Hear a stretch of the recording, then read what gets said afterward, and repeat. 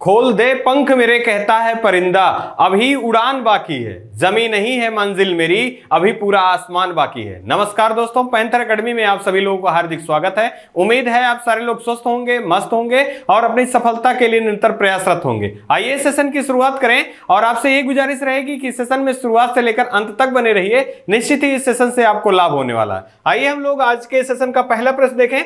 देखिए पहला प्रश्न आपका दिया गया है, हाल ही में भारत में कितने नए रामसर स्थलों को की सूची का घोषणा किया गया? तो यहां जो सही हमारा है 11 स्थलों को घोषित किया गया। अब अगर हम बात करें भारत में टोटल कितने आर्द्रभूमियां चिन्हित की गई थी, तो 64 आर्द्रभूमियां चिन्हित की गई थी और 11 नई आर्द्रभूमियों को चिन्हित किया गया है। अब टोटल कितने हो गए? 75 आर्द्रभूमियां हो गई। अब किन किन राज्यों से ली गई हैं 11? तो हम बात करें तमिलनाडु राज्य से कितनी आर्द्रभूमियां? 4 आर्द्रभूमियां। उड़ीसा राज्य से 3 आर्द्रभूमियां। और अगर हम बात करें जम्मू कश्मीर राज्य से तो 2 आर्द्रभूमियां। और महाराष्ट्र राज्य से 1 आर्द्रभूमि और मध्य प्रदेश राज्य से 1 आर्द्रभूमि। ये टोटल 11 आर्द्रभूमियों को हाल ही में चिन्हित किया गया।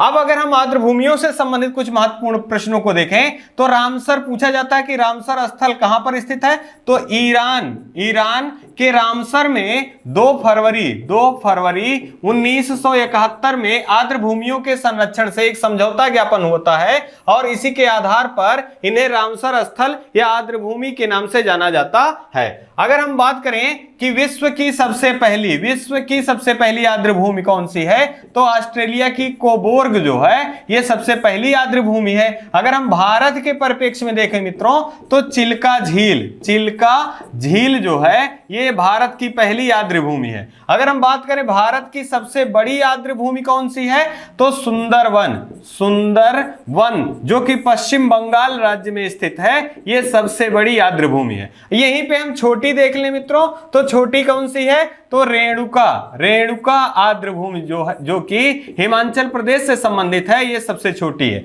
अगर हम बात करें कि सर्वाधिक आर्द्रभूमियां विश्व के कहां पर हैं, तो यूनाइटेड किंगडम में सर्वाधिक आर्द्रभूमियां हैं। अब यहां से 2 प्रश्न और भी आपको याद रखना है मित्रों कि अभी तक भारत में सर्वाधिक आर्द्रभूमियां कहां थी, तो उत्तर प्रदेश में, परंतु अब कहां हो गई हैं? तमिलनाडु। इस प्रश्न को आप जरूर याद रखिएगा कि भारत में सर्वाधिक आर्द्रभूमियां किस राज्य में है? तमिलनाडु राज्य में है। कितनी है? 14 आर्द्रभूमियां हैं। और उत्तर प्रदेश में कितनी है? 10 आर्द्रभूमियां हैं, जो कि अब क्या है? दूसरे स्थान पे है। आइए इसी क्रम में अगला देख लें। हाल ही में चर्चा में रहा दुनिया का सबसे ऊंचा पुल के गोल्डन जॉइंट का उद्घाटन किया गया। इसका संबंध किस नदी से? तो चिनाब नदी से संबंधित है। अब जाने चिनाब नदी का उद्गम कहां से है?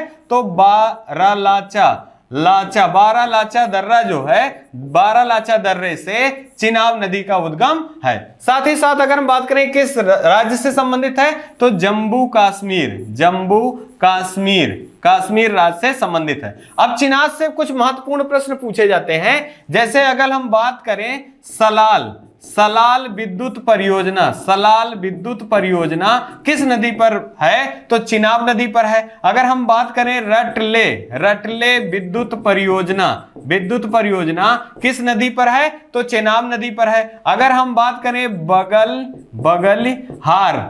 बगलिहार विद्युत परियोजना किस नदी पर स्थित है? तो यह भी किस नदी पर स्थित है? तो चेनाब नदी पर स्थित है। एक प्रश्न और भी आपको याद रखना है मित्रों कि वेदों में चिनाब को किस नाम से जाना जाता था? तो चिनाब को अस्किनी के नाम से जाना जाता था, जबकि रावी को पुरुषड़ी के रूप में जाना जाता था और झेलम को वितिस्ता के नाम से जाना जाता था। आइए इसी क्रम में हम अगला प्रश्न देख लें। हाल ही में चर्चा में रहा दूसरे उत्तर पूर्व ओलंपिक का आयोजन कहां किया जाएगा? तो ये मेघालय राज्य में किया जाएगा। मेघालय की राजधानी क्या है मित्रों? शिलांग है। कौन सी राजधानी है? शिलांग है। यहीं से याद रखना है चेरी ब्लॉसम महोत्सव का आयोजन कहां किया जाता है भारत में? तो मेघालय की राजधानी शिलांग में किया जाता है। अब बात हो रही है ओलंपिक की, तो यहां पर आपको याद रखना है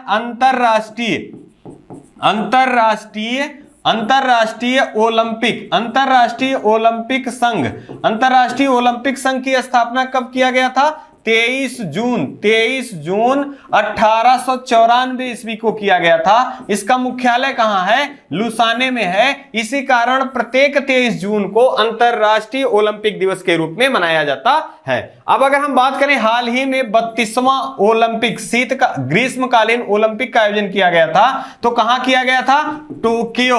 टोक्यो जापान में किया गया था। यहां से क्रम आपको याद रखना है, पूछ लेता है। 32वां आपको आयोजन जापान के टोक्यो में किया गया था।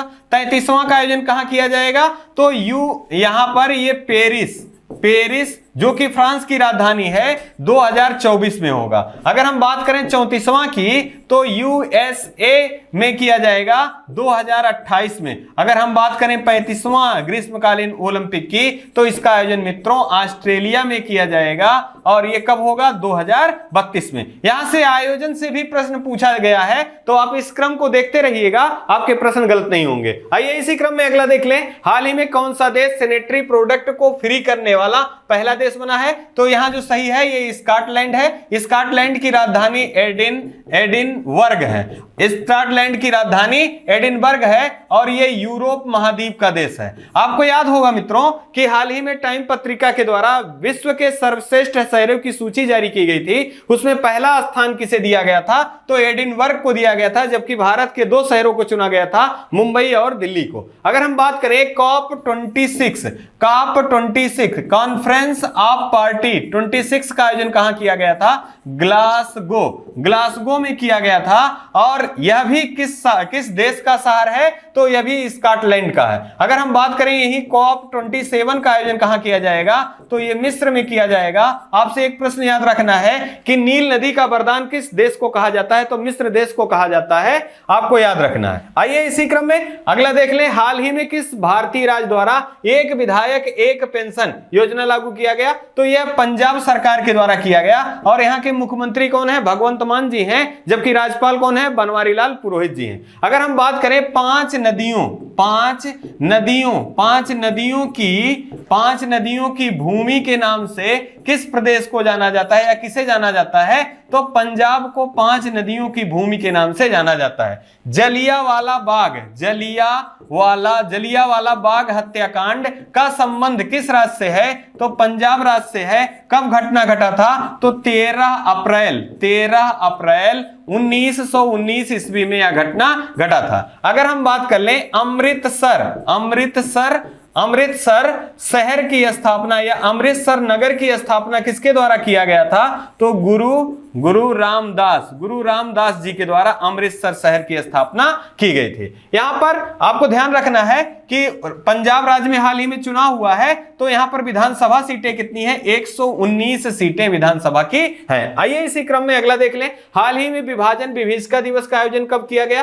तो यहां जो सही हमारा आंसर होगा, ये 14 अगस्त को विभाजन विभीषिका स्मृति दिवस के रूप में आयोजन किया गया, और ये कब से? 2021 से आयोजन किया जाना प्रारंभ किया गया। अगर हम बात करें, हाल ही में हम लोगों ने 12 अगस्त को भी दिवस के रूप में आयोजित किया है। तो किस दिवस के रूप में? अंतरराष्ट्रीय युवा दिवस, साथ ही साथ विश्व हाथी दिवस और विश्व संस्कृत दिवस के रूप में 12 अगस्त को मनाया जाता है। आइए इसी क्रम में अगला देख लें। हाल ही में चर्चा में रहे T20 मैचों में सर्वाधिक विकेट लेने वाले कौन क्रिकेटर बने हैं? तो ड्रेवन ब्रेवो बने हैं, और ये किस देश के हैं? वेस्ट इंडीज के हैं। साथ ही साथ अगर हम बात करें कि ये T20 मैचों में कितना विकेट इन्होंने प्राप्त किया है? 600 विकेट प्राप्त किया है। अब अगर हम बात करें T20 से आयोजित, तो T20 महिला वर्ल्ड कप का खिताब किसने जीता है? तो ऑस्ट्रेलिया के द्वारा T20 महिला विश्व कप का खिताब जीता गया। अगर हम बात करें ICC महिला वर्ल्ड कप का आयोजन कहां किया गया था? तो न्यूजीलैंड में किया गया था, और यह क्रम कौन सा था? ये 12वां था। कौन सा क्रम था? 12वां था। और इसकी विजेता टीम कौन रही? ऑस्ट्रेलिया इसकी भी विजेता टीम रही। अगर हम बात करें मित्रों आईपीएल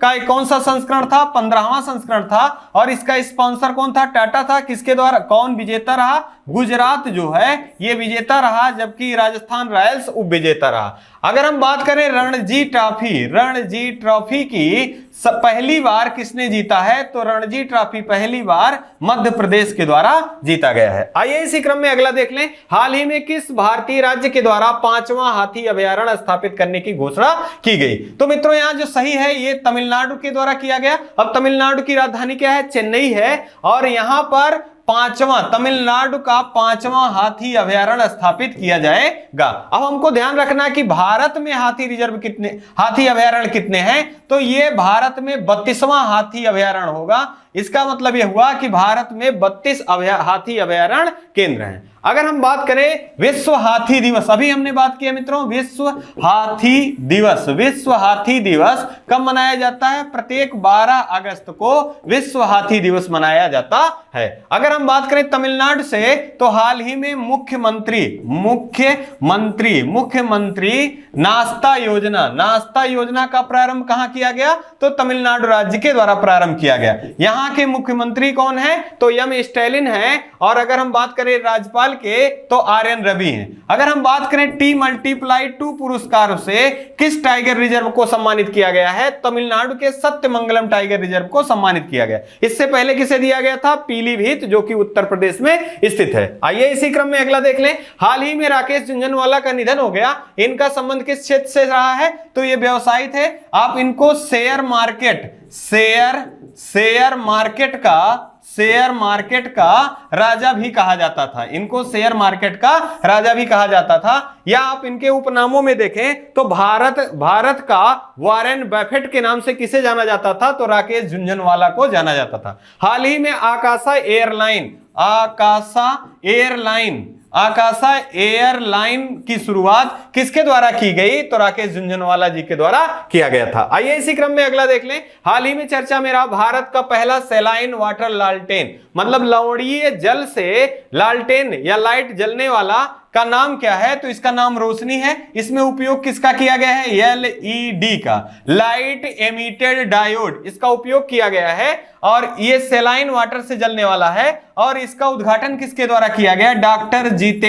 डॉक्टर जितेंद्र सिंह जी के द्वारा इसका उद्घाटन किया गया। अब आपको ध्यान देना है कि LED के प्रसार के लिए, LED लाइट के प्रसार के लिए भारत सरकार की कौन सी योजना है? तो उसका नाम उजाला योजना जो है ये LED के प्रसार के लिए है, या LED के उपयोग से संबंधित था। आइए इसी क्रम में हम लोग अगला देख ले, हाल ही में Indian film festival of Melbourne 2022 में सर्वश्रेष्ठ फिल्म कौन फिल्म रही? तो ये 83 रही। ये किस पर आधारित है? कपिल देव पर आधारित है, जो कि पहले विश्व कप विजेता के कप्तान के रूप में रहे हैं। अगर हम बात करें इसके बेस्ट एक्टर के रूप में किसे चुना गया है? तो रणवीर सिंह को चुना गया है। और अगर महिला के रूप में देखें तो शेफाली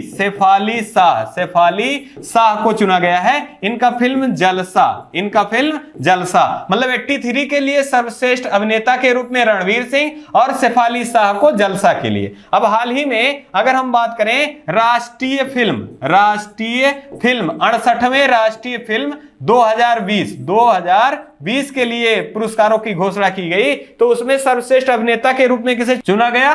तो अजय देवगन, साथ ही साथ सूर्या को। अगर हम बात करें ऑस्कर अवार्ड में कौन से फिल्म को बेस्ट फिल्म के रूप में चुना गया?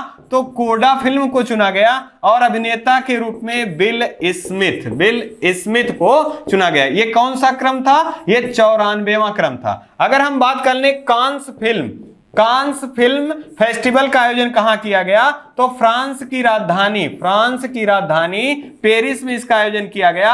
और आधिकारिक रूप से एंट्री पाने वाला देश कौन था? भारत था। और जूरी मेंबर में शामिल होने वाली भारतीय कौन थी? तो दीपिका पादुकोण थी। आइए इसी क्रम में अगला देख लें, फीफा के द्वारा किस फुटबॉल संघ को निलंबित कर दिया गया? तो यहां जो हमारा सही है, यह भारत को ऑल इंडिया फुटबॉल संघ, इसको निलंबित कर दिया गया। इसका मुख्य कारण जो है कि भारतीय फुटबॉल संघ के चुनाव का समय से ना निस्तारण हो पाना था, इसी के द्वारा फीफा के द्वारा इसको निरस्त कर दिया गया। अब अगर हम बात करें, अभी हाल ही में हम लोगों ने बात कर रखा था कि अंडर 17 फुटबॉल कप, फुटबॉल महिला फुटबॉल कप का आयोजन कहां किया जाएगा, तो भारत में किया जाएगा।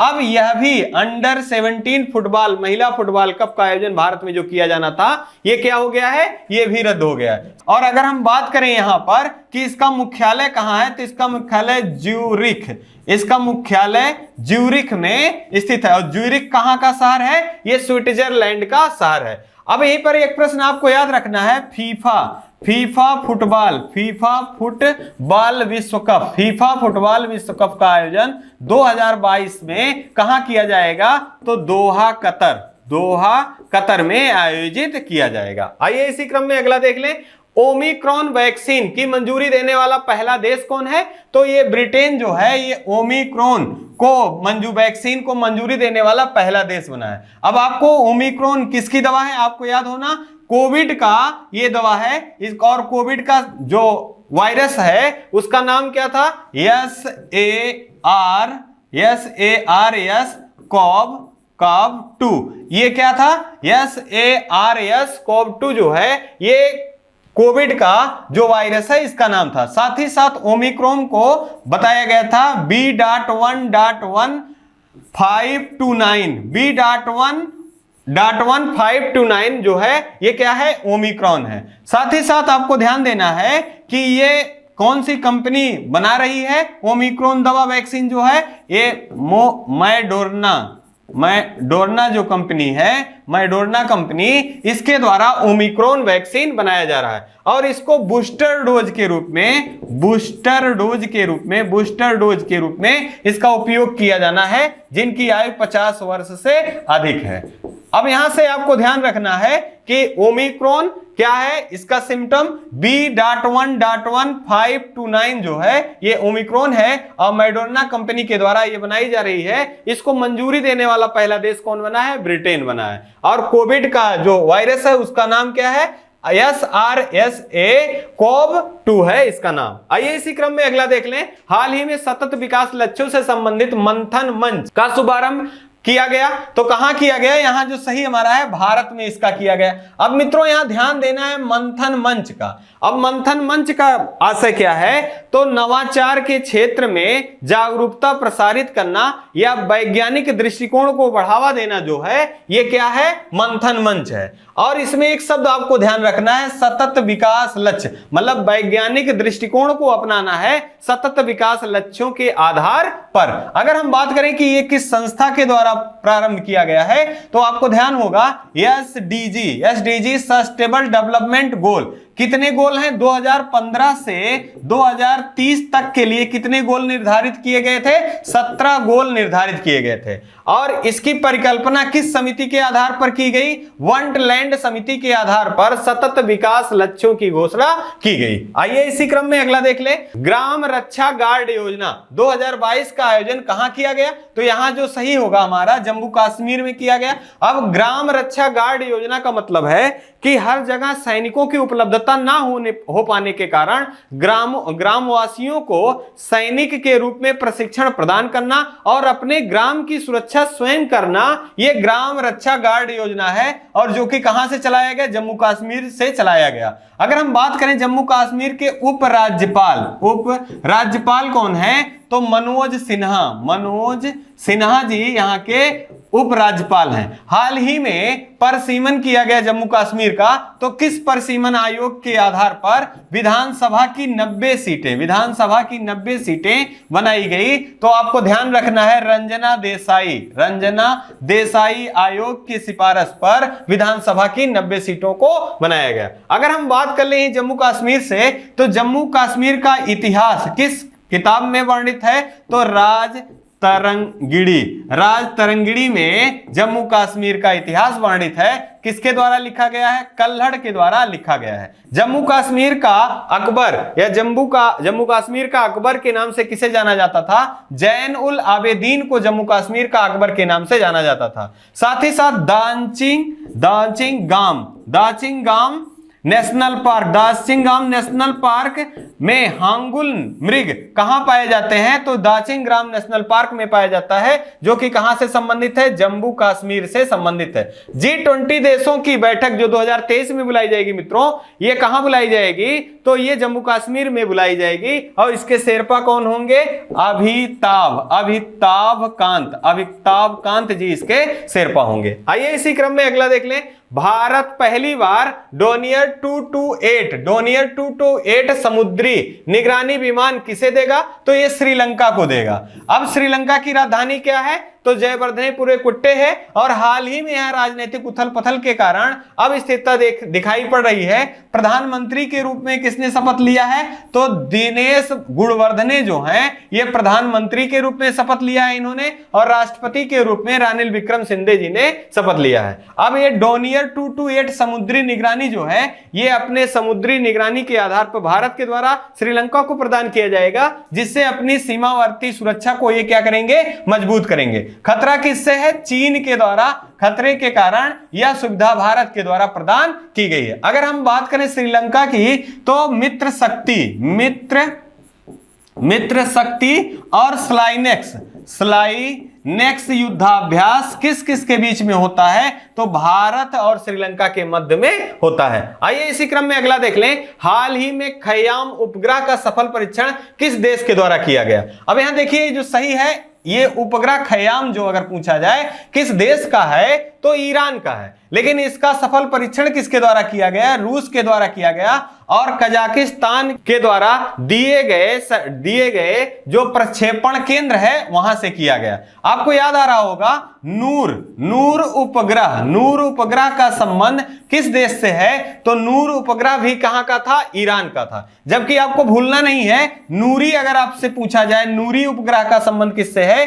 तो दक्षिण कोरिया का संबंध किससे है? नूरी से। और ईरान ने ही हाल ही में अपनी मुद्रा बदली है, इसका नाम क्या है? टोमान। यह प्रश्न पूछा भी गया है कि ईरान की नई मुद्रा का नाम क्या है? तो टोमान है। साथ ही साथ ईरान की राजधानी क्या है? तो ईरान की राजधानी तेहरान है। आइए इसी क्रम में अगला देख लें। स्वतंत्रता दिवस के अवसर पहली बार 21 तोपों की सलामी में कौन शामिल हुआ? मतलब जो हाल ही में हम लोगों ने अपना 75वां स्वतंत्रता वर्षगांठ मनाई है, इसमें कौन से 21 तोपों की सलामी में कौन से तोप ने भाग लिया? तो इसका नाम जो है ATAG, इसका नाम है एडवांस टार्ड आर्टिलरी गन, और ये किसके द्वारा बनाया गया है? DRDO के द्वारा बनाया गया है। सबसे ज्यादा महत्वपूर्ण यह है कि ये लंबी दूरी मारक क्षमता वाला गन है। साथ ही साथ अगर हम बात करें तो यह स्वदेशी निर्मित है। अब यहां बात हो रही थी DRDO की, तो DRDO की स्थापना कब की गई मित्रों? 1 जनवरी 1958 ईस्वी में DRDO की स्थापना की गई। इसका मुख्यालय कहां है? इसका मुख्यालय नई दिल्ली में है, और इसके प्रमुख कौन है? जी सतीश रेड्डी जी इसके प्रमुख हैं। आइए इसी क्रम में हम लोग अगला प्रश्न देख लें। डूरंड कप का 131वां सत्र का आयोजन कहां किया जाएगा? तो यहां देखिए, पश्चिम बंगाल, मणिपुर और असम, इन 3 राज्यों में डूरंड कप का जो 131वां सत्र होगा उसी का आयोजन किया जाएगा। अब सबसे पहले ये जाने कि डूरंड कप किस खेल से संबंधित है? तो ये फुटबॉल का कप है। अगर आपको याद आ रहा हो तो संतोष ट्रॉफी के बारे में भी हम लोगों ने पढ़ रखा है, तो ये किससे संबंधित है? यह भी फुटबॉल का है। अगर हम संतोष ट्रॉफी की बात करें तो कौन सा क्रम का था? तो 75वां था, और विजेता कौन रहा? केरल रहा, और उपविजेता कौन रहा? तो उपविजेता पश्चिम बंगाल रहा। अब यहां पर बात हो रही है 131वां का आयोजन कहां किया जाएगा? पश्चिम बंगाल में किया जाएगा, मणिपुर में किया जाएगा, और असम, इन 3 राज्यों में किया जाएगा। आइए इसी क्रम में हम लोग अगला प्रश्न देख लें। विश्व अंगदान दिवस कब मनाया जाता है? तो 13 अगस्त को विश्व अंगदान दिवस के रूप में मनाया जाता है। और सबसे पहला अंग का प्रत्यारोपण कब किया गया था? 1954 ईस्वी में किडनी का प्रत्यारोपण किया गया था। कहां किया गया था? यूएसए में किया गया था, जोसेफ मरे के द्वारा किया गया था। और इनको 1990 ईस्वी में चिकित्सा के क्षेत्र में दिया जाने वाला नोबेल पुरस्कार किसे दिया गया था? तो अंग प्रत्यारोपण करने के आधार पर 1954 में जोसेफ मोरे को दिया गया था। अब ये विश्व अंगदान दिवस है। अगर यहां पूछा जाए राष्ट्रीय अंगदान दिवस, राष्ट्रीय अंगदान दिवस तो 27 नवंबर को राष्ट्रीय अंगदान दिवस के रूप में मनाया जाता है। आइए इसी क्रम में अगला देख लें, टाइगर रेंज देशों की पूर्व शिखर वार्ता का आयोजन कहां किया जाएगा? ध्यान रखना मित्रों, यहां पूर्व शिखर वार्ता की बात हो रही है, तो इसका आयोजन भारत में किया जाएगा। अगर हम बात करें टाइगर रेंज देश कौन कौन से हैं, तो जिन देशों में टाइगर पाए जाते हैं उन्हें टाइगर रेंज देश के नाम से जाना जाता है। कितने देश हैं मित्रों? 13 देश हैं, इसमें भारत भी शामिल है। और इसका तो जो आयोजन होगा, टाइगर देशों के बैठक जो बुलाई जाएगी वो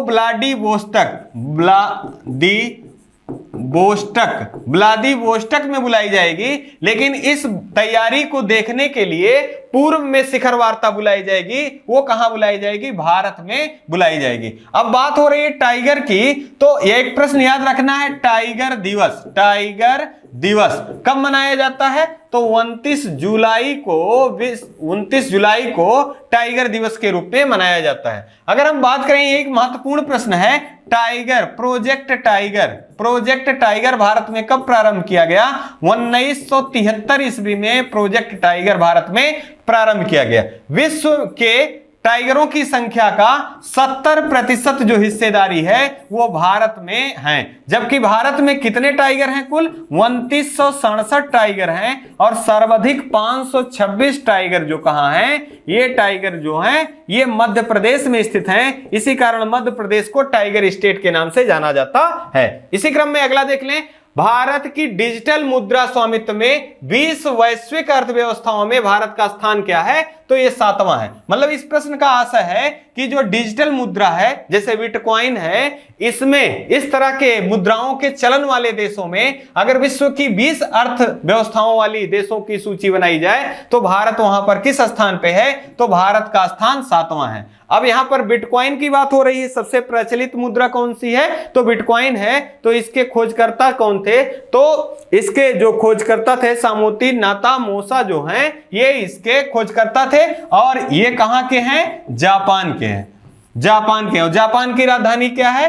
टोक्यो जापान की राजधानी है। आइए, और पहले स्थान पे भी जान लीजिए कौन है? तो यूक्रेन जो है ये डिजिटल मुद्रा के स्वामित्व में पहले स्थान पे है, जबकि भारत यहां पर 7वें स्थान पे है। अगला है, भारत की पहली अंडर वाटर मेट्रो सेवा कहां प्रारंभ की गई? तो कोलकाता में प्रारंभ की गई। अब यहां ध्यान रखना है किस नदी पर किया गया? तो हुगली नदी पर स्थापित किया गया। अब यहां ध्यान देना है कि हुगली नदी कलकत्ता में जो स्थित है, यह कलकत्ता किस नदी के किनारे स्थित है? हुगली नदी के किनारे स्थित है।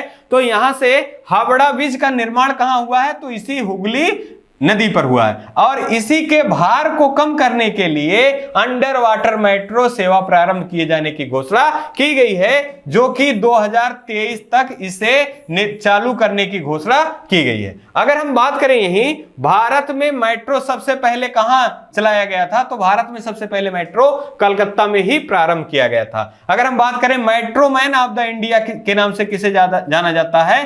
तो ई श्रीधरन को मेट्रो मैन ऑफ इंडिया के नाम से जाना जाता है। अगर हम बात करें रेल सेवाओं की, अगर बात करें तो रेल सेवा किसके शासनकाल में प्रारंभ हुआ? तो लॉर्ड डलहौजी के शासनकाल में रेलवे सेवा प्रारंभ की गई। 1853 ईस्वी में पहली रेल सेवा जो है मुंबई से ठाणे 30 किलोमीटर की दूरी पर तय किया गया। उत्तर प्रदेश में अगर बात करें तो इलाहाबाद से कानपुर तक के लिए पहली सेवा प्रारंभ की गई। इसी क्रम में अगला है, नीपम चर्चा में रहा। मतलब नीपम है तो ये चर्चा में रहा। तो नीपम का आशय क्या है? तो नीपम बौद्धिक संपदा जागरूकता अभियान है, जिसका नाम नीपम के नाम से जाना जाता है। अब आपको ध्यान रखना है कि बौद्धिक संपदा सूचकांक जो नीपम है, इसका लक्ष्य क्या था, तो 2022 के अंत तक लगभग 10 लाख युवाओं को बौद्धिक संपदा जागरूकता से जोड़ना इसका लक्ष्य था। लेकिन समय से पहले, मतलब 15 अगस्त 2022 को ही 10 लाख युवाओं को नीपम के द्वारा जोड़ा गया, बौद्धिक संपदा जागरूकता अभियान से जोड़ा गया। इसी कारण यह चर्चा में रहा। साथ ही साथ अगर हम यही बौद्धिक संपदा सूचकांक भी जारी होता है तो भारत का स्थान कितना है, तो यहां पर इसका स्थान 43वां है। और इसमें पहले स्थान पे कौन है, तो यूएसए जो है बौद्धिक संपदा सूचकांक में पहले स्थान पे है। इसी क्रम में अगला प्रश्न हम, और इस सेशन का लास्ट प्रश्न है, 15 अगस्त 2022 को किस क्रम का स्वतंत्रता दिवस मनाया गया। अब यहां आपसे प्रश्न पूछा जा रहा है कि जो 15 अगस्त हाल ही में हम लोगों ने मनाया है, ये किस क्रम का था। तो अगर हम बात करें कि वर्षगांठ कौन सी थी आजादी का, तो 75वां वर्षगांठ था। लेकिन स्वतंत्रता का दिवस के रूप में अगर देखें कौन सी स्वतंत्रता का क्रम था, तो 76वां था। साथ ही साथ अगर आपको याद रखना है कि 75वीं वर्षगांठ को किस रूप में मनाया गया, आजादी का अमृत महोत्सव के रूप में इसे मनाया गया। 75वीं वर्षगांठ को आजादी के अमृत महोत्सव के रूप में मनाया गया। अब यहां से एक प्रश्न पूछा जा सकता है, आजादी काल क्या होगा, तो आजादी काल 25 वर्ष होंगे, मतलब 2047, जो कि आजादी के 100 वर्ष पूरे होंगे और हम लोग 75वीं वर्षगांठ मना चुके हैं। तो इसी के आधार पे आजादी काल को 25 वर्षों के लिए चिन्हित किया गया है, इसी को आजादी काल कहा गया। अगर हम बात करें दिल्ली के लाल किले पर सर्वाधिक बार झंडा फहराने वाले प्रधानमंत्री के क्रम में कौन कौन है, तो जवाहरलाल नेहरू जी 17 बार। अगर हम बात करें इंदिरा गांधी जी के बारे में, तो ये 16 बार। और अगर हम बात करें मनमोहन सिंह जी के बारे में, तो ये 10 बार। और गैर कांग्रेसी नेता के रूप में नरेंद्र मोदी जी, ये इन्होंने दिल्ली के प्राचीर से 9 बार ध्वज का ध्वजारोहण किया है। और ये गैर कांग्रेसी नेता के रूप में पहले ऐसे व्यक्ति हैं जिनको यह सौभाग्य प्राप्त हुआ। और इसी क्रम में एक योजना को याद रखना है, हर घर झंडा अभियान का उद्देश्य क्या था, तो युवाओं में राष्ट्र प्रेम या देशवासियों को राष्ट्र प्रेम से प्रेरित करना या जागरूकता को प्रसारित करना इसका मुख्य उद्देश्य था। इसी क्रम में आज की ये सीरीज यहीं पर समाप्त हो रही है और आप सारे लोगों से उम्मीद है कि ये सेशन आपको पसंद आ रहा होगा। आप सारे लोग अपना और अपने परिवार का खूब सारा ध्यान रखिए और चैनल के प्रति जो आपका प्रेम स्नेह है इसी तरह बनाए रखिए और चैनल को लाइक, शेयर और कमेंट और सब्सक्राइब करना ना भूलें। धन्यवाद। जय हिंद, जय भारत।